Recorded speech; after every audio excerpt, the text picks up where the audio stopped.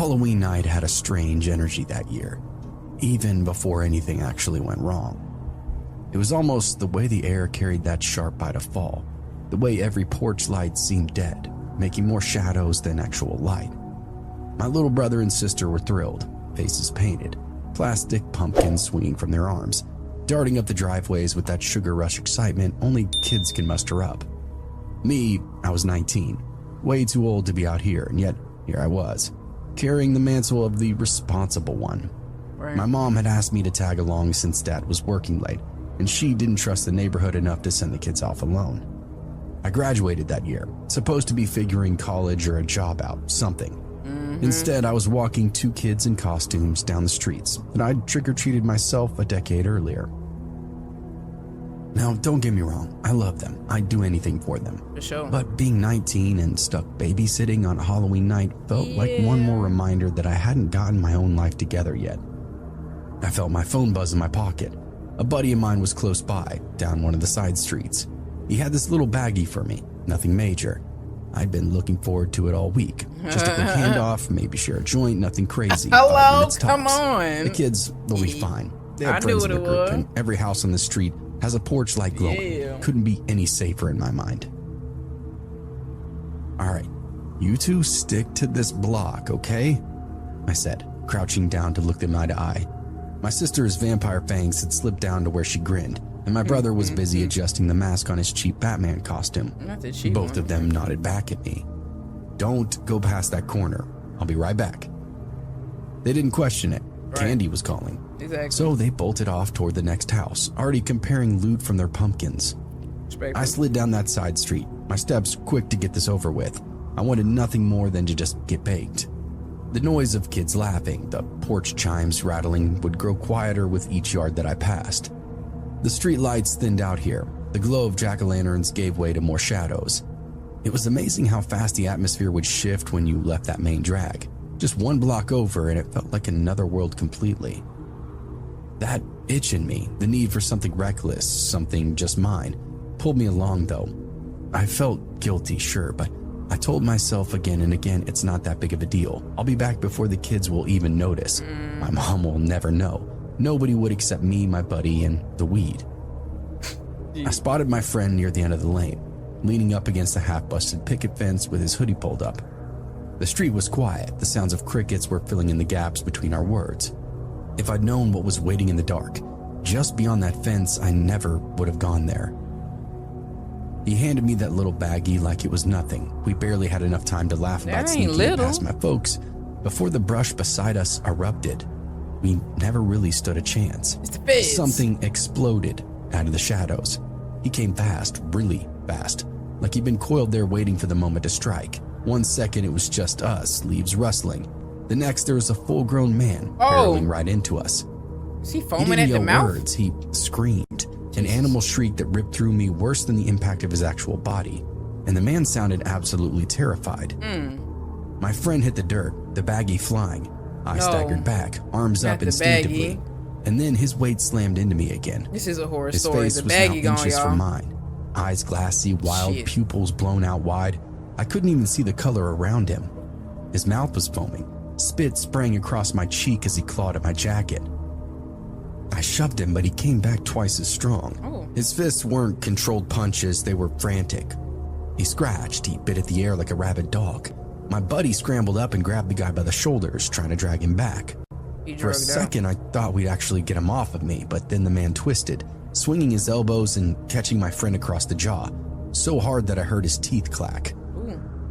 "What the fuck, man?" my buddy yelled, holding his face. I didn't waste time. I ran my shoulder into that guy's chest, shoving with everything I had. I just punched He him. stumbled backward into the brush, legs tangling up in the branches, and then just like that, he was gone. He disappeared so quickly it was as if it never even happened. I stood there trying to catch my breath. My hands shook as I looked over at my friend. Blood was trickling from his split lip, his hoodie ripped at the shoulder. "What the hell was that?" he said. I couldn't answer because there wasn't an answer. Then, more sounds hit us, screams. Not the wild animal screaming of Where the the man, kids? but the terrified broken sound of children crying out. Shit, my brother, my sister. Every ounce of blood in me immediately turned to ice. Shit, I whispered. Then I was running. We tore down the lane, shoes pounding the asphalt. I could hear my buddy behind me swearing under his breath, but all I could think about was those screams. Every second counted. Every step felt like I wasn't fast enough. My friend and I were pretty decent-sized dudes, even at 19. It took both of us, everything we had to get that dude off of us. My kids' siblings, they didn't stand a chance, and in my mind, they were already dead. We rounded the corner and I saw them, my siblings, struggling in the man's grip. He had them both, arms like iron bands around their small bodies, Get your hands dragging off mine. them toward a ditch that ran alongside the road. What you mean? Their candy bags were overturned, chocolate bars and lollipops littering the Candy ground. everywhere. I screamed at him to let go. Exactly. And the man didn't even turn his head. He snarled some kind of weird, awful sound, tightening his grip on my brother, dragging him down into the weeds. My sister clawed at his arms, her fangs clattering out of her mouth as he screamed out for me. I didn't think anymore. I just threw myself at him. Oh, God. We crashed into the ditch together. We popping My shoulder in. screamed with pain as it hit the dirt, but Damn. adrenaline kept me moving. There you go. I grabbed fistfuls of filthy shirts, yanking him off my siblings, punching wildly. Oh, God. My friend was there too, swinging a rock that he picked up, Hello? smacking the guy across the back of the head. Hello? The man Yeah. didn't stop it. We riding. He got worse. He We clawed at riding. me, fingernails Oh. raking against Oh, my no. cheek. I felt the That's stain of blood, nasty. but I still didn't stop. I Right. scrambled Not free, that, sobbing yeah. while my brother kicked the man in the ribs with the force of sheer panic. Oh, I told them to run, to get Right. back, go. go home. But they didn't. They hovered close, too terrified to leave me. Aw. The guy lunged again, teeth bared now, like Like, he was not gonna in the eye, bite like- me. I ducked and drilled him in the ribs. It wasn't a lights-out hit or anything, but it was enough to check him. He stopped and actually gasped out loud, grabbing his stomach, acting human for a brief moment. For a brief moment he stood there, chest heaving, eyes bulging, drool and blood got slicking his rabies? chin. His body trembled like he couldn't contain the madness within it. And just like that, he bolted, tore off into the woods, crashing through the branches, his screams echoing long after he was gone. Bro, foaming at the mouth. The silence that everything. followed was worse than the actual fight. My siblings were clinging to me, both sobbing, their costumes torn, faces streaked with tears and dirt. My brother's voice cracked when he said, "He was gonna take us, he was gonna..." "Don't." I cut him off, pulling them both close. "He's gone, okay? I promise you're okay now, you're okay." But the truth hit me. They weren't okay. I wasn't okay. None of us were. But I guess we were alive. We stood there in the wreckage, candy crushed under feet, the night around us heavy with the weight of what just took place. My friend was leaning up against a fence, pale, blood still seeping from his lip, muttering "Jesus Christ" over and over. "We're going home, now." ASAP. "Yeah." "You got a phone?" "No, man." "All right, well, walk with us. Let's stay together."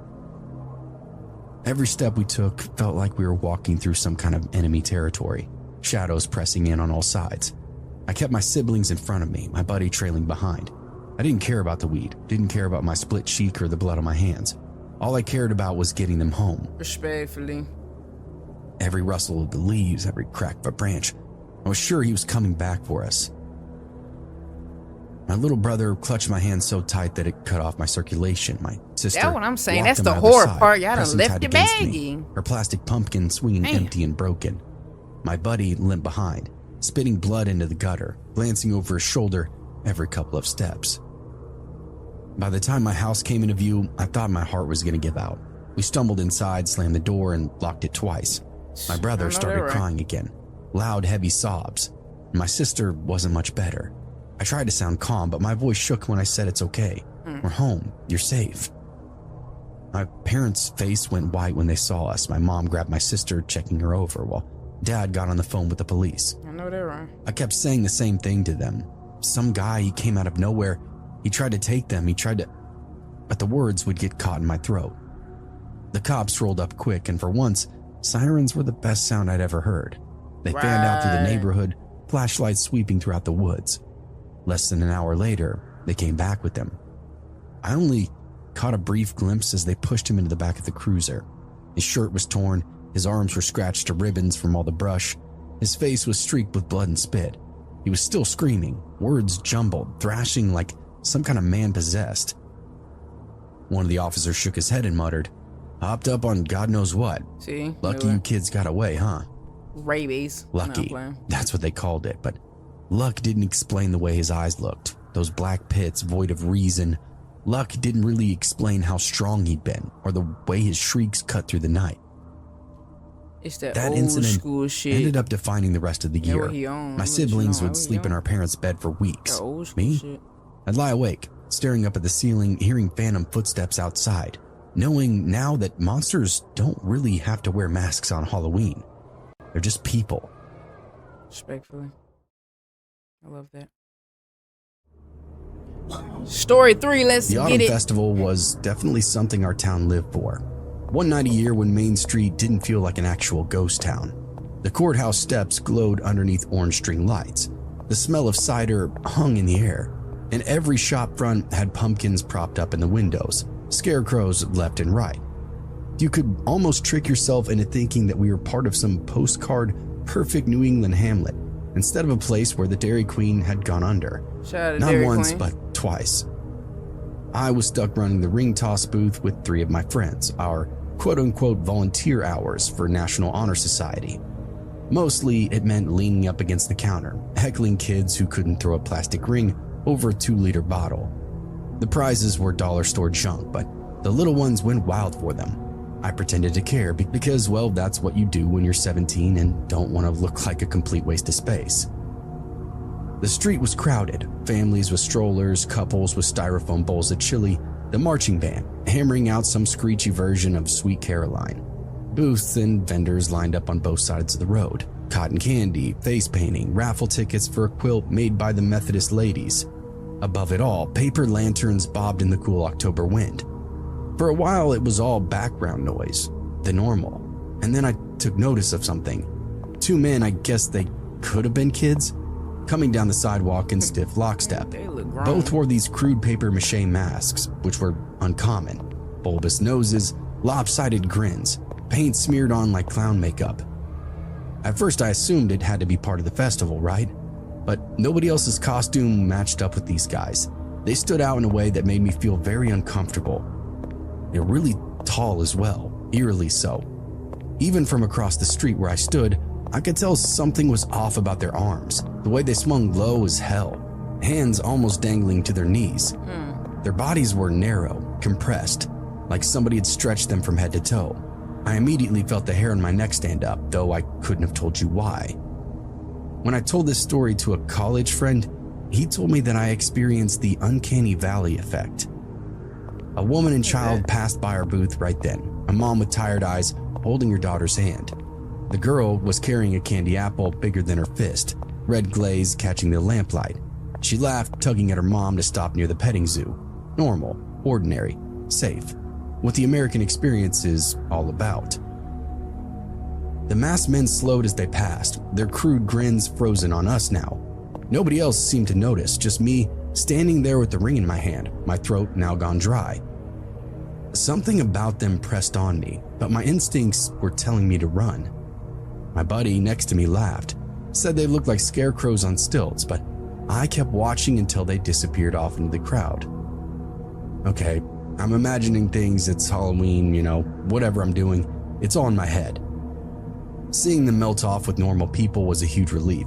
Actually, as it meant, well, they were probably normal, just leaning hard into the whole Halloween vibe, Maybe. The band took a break and the PA whined. People were drifting toward chili and cider, and we kept the rings moving and the line honest. The mother and the girl came back over. The girl's candy apple was half eaten, red chips of sugar stuck to her fist. They crossed the alley between the barber shop and the antique place. A string of lights sagged above it. Half the bulbs were dead, so they were caught in some kind of darkness. Then, 10 steps behind them though, the 2 masked men were altering their course the same way, and they turned like a rolling tide. You see that? I asked. Hayes squinted. The sheriff stood by the dunk tank, towel over his shoulder, laughing with the volunteers. The mother glanced back, tightening her grip on the girl, and started to move faster. Then the tall guys went turbo and quickly closed the distance in a second. They flanked the girls and had them cornered before I knew it. I vaulted the booth and ran. I heard Hayes swear and then followed me. It smelled like candy and popcorn, which was comforting in the moment, but my body was running on pure adrenaline. It was this really weird contrast in the moment. They had the woman up against the wall, her arm across the child, one man leaning up close. When I got closer, the mask wasn't this sloppily crafted thing. It was smooth and chalky, hairline cracks spidering that painted grin. Not a single inch of skin was exposed anywhere, despite all the long, creepy limbs. "Hey, back off," Right. I said. All They bad. ignored me.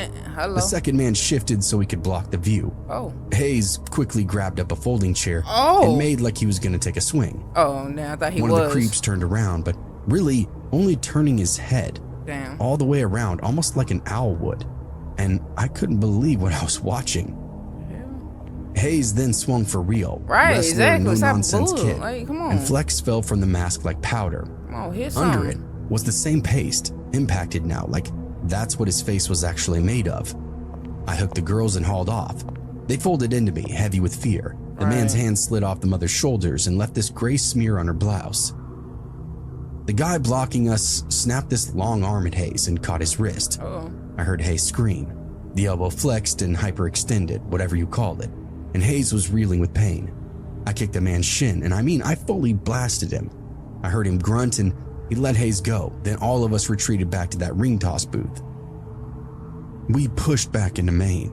The crowd turned toward the noise now. A dad in a ball cap ran up with his hands balled up. A vendor grabbed this metal ladle like a weapon. Hello. Our principal then charged through, palms out, barking orders. Everybody coming. You Soon, know? a little posse of defenders had formed and started to circle those two guys. That's how you do it. The tall men It's a moved in community short, right there, rapid you steps that ate up the distance quickly. It was almost like watching crabs walk. Now box him One in. of them Ooh. hit the deputy who had sprinted over from the dunk tank. Oh. He knocked the officer into the bushes and Okay. then jumped on top of him, blows raining down. I was closest. I started to move in, No. which ended up being a big mistake. See? The second tall man slapped me in the ribs unbelievably hard. I can't even explain how. Pain then flared up and I doubled over. It was almost like getting hit with a brick. Hayes hauled me up and dragged me back to the booth, and the others cut in and circled. The little girl was now sobbing, and the mother kept whispering to her that it's okay. People flooded the alley and froze when they saw the faces. They didn't have weapons or anything. It was just how creepy they looked up close. People were calling for them to freeze, hold up, stand down, but nothing was getting through to them. They resorted to threats and still didn't get any kind of response. A folding chair then arced through the air, pinged off one of the masked men. They throwing chairs. The guy Hello. didn't stumble an inch though, and they moved toward the park end of Maine, Now you gotta where bash the him pines like stood that. tall You and just- dark. A plastic perimeter fence ran the end of the line, and the men didn't jump it. They slipped through the gaps, just off the ground, What? bodies flattening and sliding. The fence didn't make a sound as they passed through it. What? A deputy fired off into the tree line, a shot that cracked and vanished into the pines. You're wasting Then bullets. noise rushed back. A generator stuttered. Ooh. People screamed. We couldn't believe this idiot had just discharged a firearm, but after seeing that, I guess I don't really blame him. I mean, still. The mother sank to the curb, cradling her baby. Her blouse had that gray streak that flaked when she moved. The sheriff took everything in Clever. and barked out orders. I feel Cones it. went up, police tape, radios. He tried drunks in masks, and it sounded weak. The deputy had gotten beaten down and didn't make eye contact with anybody. Yeah, I The believe statements it. had come in, they Believe it. were tall and local. They weren't human, the mask wouldn't come off. Somebody swore they heard a laugh and it sounded robotic, and others said there'd been no sound at all when they came in. It had everybody on this Men in Black thing for a while. EMTs would ice Hayes' elbow and taped it up. They checked me and pressed a cold pack to my ribs. They wrapped the girl up in a foil blanket and coaxed her into sipping a bottle of water. She kept staring at the alley mouth, eyes blown wide like somebody had seen the other side of reality. By the time they got lights and bodies ready to search, the pines had already swallowed up any sign of them. The perimeter fence looked intact unless you peered up close, where a faint gray dust would paint some of the gaps. The sheriff closed the festival down early. Pack up, lock it down, post cars. I know He that, ordered right? more lights, officers, and volunteers. People would nod along, but it was really bizarre to watch. I could tell nobody really knew what to do, so they were primed to buy into anything. We left in groups, and I walked home with Hayes and some other kids. My ribs still kind of burned. Hayes kept rubbing his elbow as if checking whether the joint would hold up for him. At home, I scrubbed that grate from my palms until the water ran clean. There was a weird chalky smell everywhere that they touched me.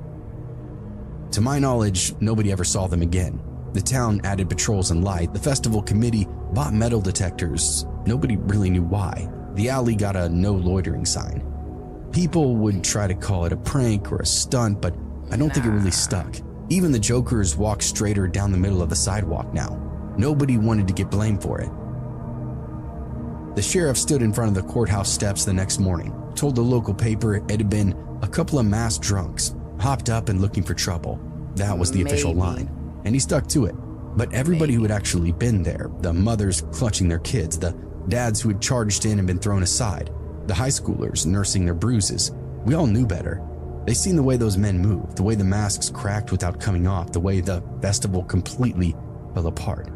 Nobody said it out loud, but nobody bought the story either. And from then on, the festival committee approved floodlights at every corner. Volunteers would patrol, bag checks at the gates. Security tripled for every parade, every fair, and every market. And I guess, what else can you really do? Exactly. You just gotta be ready, man. We got invited to a costume party, and we were about to roll up late because my cape got caught in the seatbelt and because my partner, Tessa, insists on fixing the fake blood at every single red light. The house is a full-body shout, orange lights along the roofline, plastic gravestones stabbed into the lawn, a fog machine breathing out like a dragon. The base would dump to the driveway. Somewhere inside, somebody was yelling, "Time for a contest," and somebody else screams for fun. I am a lazy vampire, thrift store coat, dollar store fangs. Tessa is a glammed up witch with glitter in her hair and boots that could kick down a door. We promised one another we'd only stay an hour, 2 max. We promised to ghost early if it got weird. We're not really the party goer type. Respectfully. At the door, a scarecrow with a beer breathes on us and slaps bracelets on our wrists. "Open bar," he says, which catches our attention. Right. Inside Look, Hurricane, hold strobe on, real quick. When you go to a party and they say open bar, is you staying longer? Or is you still staying according to plan? We just gonna stay for a few minutes. We gonna just pop in. We gonna say what's up to everybody. Then we gonna dip. But yeah, I ain't say it was an open bar. You know, we might partake just a little bit longer. I might dip and dab. You know, I mean, smoke, paper bats, the sweet rot of spilled punch. A guy in a rubber wolf head slowly dances with a nurse. 2 pumpkins are arguing about Taylor Swift. A Grim Reaper is taking selfies with a fireman, both of them laughing hard enough to cry. And there are goblins everywhere for some reason. We float with the party, grab some plastic cups from a cauldron and sip. Sweet, strong, and utterly perfect. Friends materialize and then vanish again. I let the music stitch me off into the room, and Tessa leans into me and shouts, "You owe me for the glitter," then kisses my cheek, leaving a galaxy there. She looks sexy, and it's all for me. Ooh, hello. As I look around in the room, I notice 3 men near the back wall, almost in costumes. They were cheap black hoodies, dime store masks, the kind you just kind of grab at the register. Not Jason, not Ghostface, just those blank ones. They weren't really talking to anybody. I didn't see them dancing. They were just kind of watching. One of them tracks Tessa like he's counting her heartbeats. So I assume they're friends of friends, shy, baked, whatever, and I lift up my cup again. And now it tastes a little different, bitter under the sugar. My tongue goes numb along the edges, and a cold wire climbs up my spine. No, wait a minute. "Damn," Tessa says, making a face. But she drinks it anyway. No. I do too, because it's what you do, because we're here to relax and be dumb in a safe way. Did you just say be dumb in a safe way at a house party where they just 9 times out of 10... What's not TOS that I can say? It's too late. They done probably roofied you, and we're gonna be safe at a party that with people y'all don't even know. How's that being safe? What did he just say? Being dumb in a safe way? I don't. And you know something off, but y'all said, "Well, shit, it tastes funny, and my tongue went numb, but I'm still gonna drink it." What? No. That's rule number 1. let's be honest. Rule number 1 is if I ain't see the drink being made or if I ain't see that bottle being cracked, 9 times out of 10, I'm not taking it. If I put my cup down, I'm not picking it back up. What you mean? Like, let's get to the root of it. Like, I ain't never heard being dumb in a Safeway. That's crazy. Somebody from across the room yells shots, and a tray appears, red liquid and glass syringes. People cheer. This room is a carnival ride that you can't get off of. No, you I can. take one, and Tessa takes one. They burn cherry and medicine-like. The crowd howls. The scarecrow dings a triangle with the butter knife and declares the dance floor is now open. Fog rolls in. The strobe tightens off into this heartbeat. We send for another shot, and then the world tilts. I bet it does. It's really subtle at first, like the floor swells up under my shoes and then settles again. Then the corners of the room smear. Voices start to pitch. The wolf's rubber head turns slowly, like a bad dream that's starting to buffer. Oh, they on a trip. Tessa blinks and then misses a step. Hey, she says, but it sounds like it's in slow motion. A hand grazes my shoulder. One of the blank masks has now drifted up a lot closer. Up close, it's even stranger. There's no details, just eye holes and a slit for a mouth.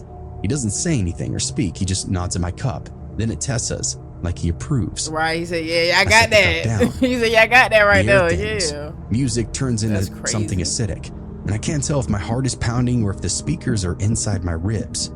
Tessa squeezed my wrists hard and desperately. Her pupils are blown wide. What is this? She asked me, and the words reached me from the end of a long hallway.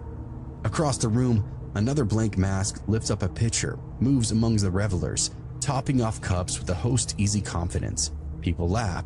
A girl dressed as an angel hiccups and sits down abruptly, feathers going limp. One by one, I see others hit the furniture in the same stupor.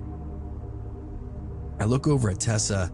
Her smile is gone now. Mine evaporates quickly after it. We nod once. The oldest language there is. Right, we aim for the stairs, for air, for distance, whatever. But the party surges and the fog breathes and the house keeps us in the swarm. The floor seems to be moving in swells. People slump mid-laugh, mid-dance, eyes glassy. A pirate collapses into a chair. A goblin crumbles to his knees. Tessa, I whisper, and the name steadies me. Glitter streaks across her cheek like war paint. We fought towards the stairs. A blank mask then drifts by, pitcher in hand, tipping it in every glass. Nobody seems to be questioning it either. They cheer and then sway a little more. A hand then grabs my elbow. Wrong hand, weird grip. Latex smell, mint breath. A white mask inches from my face. The slit of a mouth speaks to me. Party's rolling, he says, voice calm, bored almost. Tessa digs her nails into me and yanks me free. We push through the crowd with our heads down. The music slows until it almost is sludge. Somebody drops a bottle, and instead of laughter, the room exhales in a groan. Everybody is tripping, and nobody realizes it yet. On the stairs, Cleopatra sits down mumbling. The fog machine continues to scream. The strobe blinks impossibly fast. We quickly spot the half bath. Tessa reaches, and a masked man steps out, blocking with one hand. Staff only. It's a house, she snaps back, though her voice is syrup thick. His hands shift an inch, daring us, but we squeeze through anyway, slam the lock and press backs up against the thin wood. We can hear him pressing in from the other side, but the door holds, and we lean against it just to make sure. The bathroom is coffin small. The fan hums overhead, which is pretty useless. A pumpkin candle drowns in wax, a scent of fake cinnamon mixing with our sweat. Ew. They dosed us, Tessa says, gripping the counter. Something fast acting. She pinches her thigh, leaving crescents. I'm here. I clutch my phone trying to dial. My fingers don't seem to be working. I drop it. Tessa snatches it, but her hands shake too. She manages to get a hold of 911 and shoves it back at me. Give them an address. We hold out, just hold out. 911, what's your emergency? 3616 Oak Rome Drive. I croak out. Nothing else to say. Just come on. What's your emergency? Come here. What do you mean? Drugged. What it is? Right. Come here. Tessa drops the phone. Something bumps the door. A polite knock with just 2 knuckles. Open up. Show mercy. Tessa presses her palm to the lock. They come. Go away. I can tell the light is quickly going out of her. I laugh on the other side. No footsteps leaving, just breathing. Then the knob rattles, sharp and insistent. The latch holds, but I'm not sure for how long. Tessa. I take her hand. It trembles as if she's having a seizure. Keep quiet. We don't open. I mean, She nods. Her pupils are blown gotta wide. keep quiet. If they get in? She jabs 2 fingers up at me. Throat, teeth. We use whatever we got. The words stick to me. Eyes, throat, teeth. The hallway grows louder. Something's being dragged outside, a muffled sob. A man's voice saying, shh, shh. A chair tips over and clatters. A bottle smashes. Laughter, endless. These people came here with a plan and it's going swimmingly for them. Tessa then presses her forehead to mine. We're not going out there. Hell no. No, we're not. Damn right, we The door staying in jumps here. as somebody throws a shoulder. The lock quivers. Tessa stifles a sob with her fist, but it just falls away limp. I press my heel hard up against the bottom, bracing as much as I can. We've lost almost all motor function from whatever they got us with. The seconds stretch on, then it stops. Footsteps fade. More chaos explodes somewhere deeper in the house. Screams cut off midstream. We continue to lean into the walls, just breathing. Hey, we're okay, I tell her. We're okay. But we're not. We're gonna make it, okay? I say to her.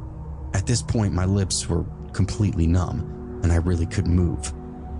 We sat in silence, breath sinking, listening and listening. Time goes on. People cry, voices shout. Something heavy falls with a huge crash. I hear more broken glass and more laughter. Eyes, Tessa whispers again, our mantra now. Throat, teeth. Her hand never leaves mine. We hold our ground in that stifling bathroom, breath ragged, skin clammy. Every noise outside is a trigger. Shoes scuffing on wood, glass breaking, somebody pleading. The masked men moving throughout the house like wolves, organized, efficient, not drunk or sloppy, just working on the clock as it were. That's wild, Tessa bro. squeezes my hand until my knuckles crack. Don't let go, she whispers, and I don't. Then the air shifts. It's faint at first and a hum beneath the chaos. Sirens, one, then more, cutting through the night. Blue strobes leak through the frosted bathroom window, painting us now in flashes. The house reacts, feet thunder across the floor, and voices snap short commands. Go! Go! Get everything! Sharp and panicked. A crash as somebody throws something through a window, another scream, and this one is real, not dulled by any drugs. A doorknob rattles one last time, a palm slapped flat against the wood, sliding down with a groan of frustration. Then it's gone. Don't move, I whisper, though neither of us could stand even if we tried. Right. The front door then bursts open. I hear heavy footsteps and shouts from the police, telling them to get their hands up. A fight seems to unfold, running, cursing, bodies colliding, the dull rapport of somebody slamming something against drywall. Tessa presses her forehead onto my shoulders and mutters a prayer that's mostly just breath. Then a knock, this one loud and official. Police! Anybody in there? Yes, I manage, but I barely even get the words out. I know that right. I fumble with the latch, my hands are stiff and half dead. The door opens to a wall of uniforms, flashlights cutting through the fog, guns still raised. Behind them, the house is wreckage. Costumes are shredded, furniture is overturned, unconscious bodies lying up in piles. They pull us out. Tessa clings to me, knees buckling.